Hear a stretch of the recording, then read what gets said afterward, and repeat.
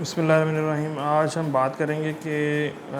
جو new born بچہ ہوتا ہے وہ ایک دن سے لے کے ایک مہینے تک کتنا دودھ نارملی پیتا ہے دن میں، یا ایک ٹائم پہ کتنا دودھ پیتا ہے اور کتنا دودھ اس کو پینا چاہیے۔ اگر نہیں پی رہا تو اس میں کیا مسئلے مسائل ہوتے ہیں، اگر کم دودھ پی رہا ہے تو کیا کیا پاسبلٹیز ہو سکتی ہیں۔ تو اس میں آپ نے یہ دیکھنا ہوتا ہے کہ جو پہلے دن کا بچہ ہوتا ہے اس میں وہ بچہ 1 چمچ سے 1.5 چمچ ایک ٹائم پہ دودھ پی سکتا ہے، کیونکہ اس کا معدہ اتنا ہی اسپیس رکھتا ہے اس ٹائم پہ۔ دوسرے دن جو ہے نا بچہ وہ دودھ آہستہ آہستہ اس کا جو ریکوائرمنٹ ہے وہ بڑھتی ہے، اور وہ جو بچہ ہے وہ تقریباً 1 اونس تک دودھ پی سکتا ہے ایک ٹائم پہ۔ اسے اگر 1 اونس تک پی رہا ہے تو پھر یہ بچہ بالکل ٹھیک جا رہا ہے۔ اچھا، دوسرے ہفتے کے اینڈ میں جب آپ دیکھیں تو یہ فیڈ 1 اونس سے آہستہ آہستہ بڑھے گی ہر ٹائم۔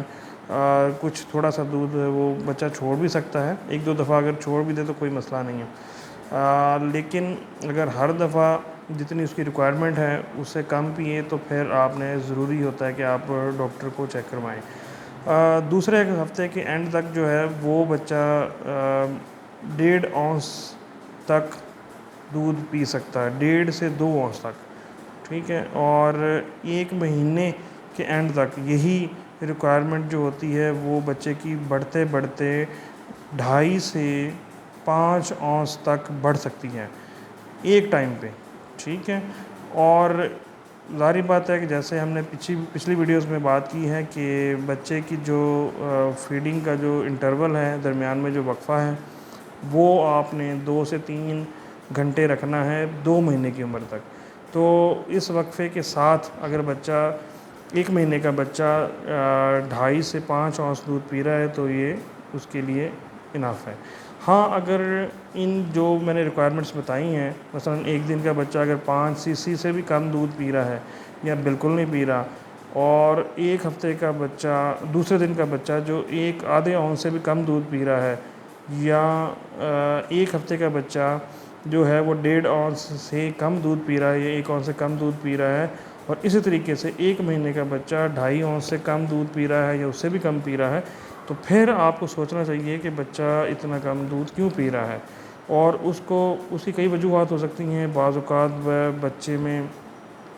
جو ہے وہ جراثیم